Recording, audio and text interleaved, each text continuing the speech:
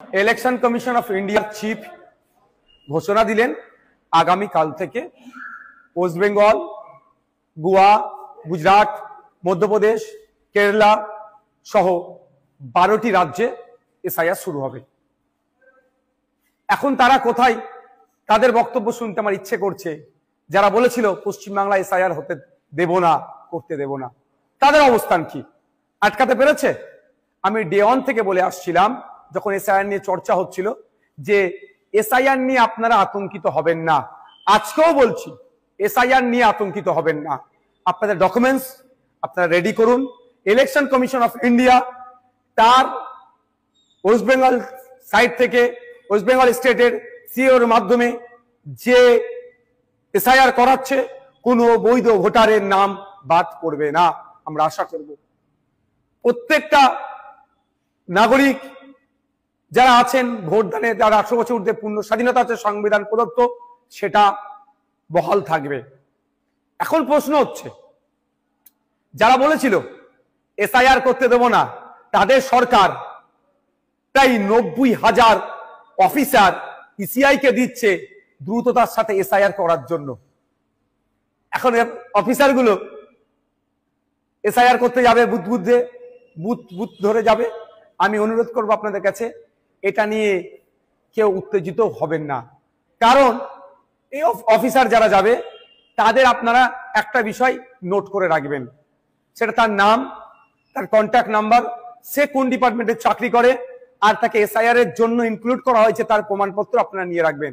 যদি অফিসার কোন বৈধ ভোটারকে ডি ভোটার, ডাউটফুল ভোটার, অবৈধ ঘোষণা করে, তার বিরুদ্ধে আইনত লড়াইয়ের একটা জায়গা থাকবে। এই লোকটি কে ছিল, 1 নম্বর কথা।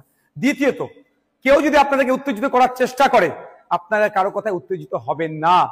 কারণ 2021 নির্বাচনের সময় তৃণমূলের নেতারা বলেছিল, সেন্ট্রাল ফোর্সের সামনে গিয়ে, সেন্ট্রাল ফোর্সকে আটকাতে গেলে ঘরে যা আছে, খুন্তি, ঝাঁটা, জুতো, কুদাল, এইসব কথা অনেক বলেছিল, গিয়ে দাঁড়াবে ওদের সামনে। এই করতে গিয়ে শীতলকুচিতে সেন্ট্রাল ফোর্সের গুলিতে 4 জন মানুষ মারা গিয়েছিল। আজকে 4 বছর অতিবাহিত হয়ে গেল, এখনো কিন্তু বিচার পেল না। তাই বলবো, কারো কথায় উত্তেজিত হয়ে এই ধরনের ভুল পদক্ষেপ নেবেন না আপনারা। দেখুন, এটাতে বেশ কটা স্টেপ রেখেছে। প্রায় 1 মাস বুথ লেভেল অফিসারদের কাজ হবে বাড়ি বাড়ি গিয়ে এইগুলো সার্ভে করা, এই নির্দিষ্ট প্রক্রিয়া সম্পূর্ণ করা। তারপরে পাবলিশড হবে।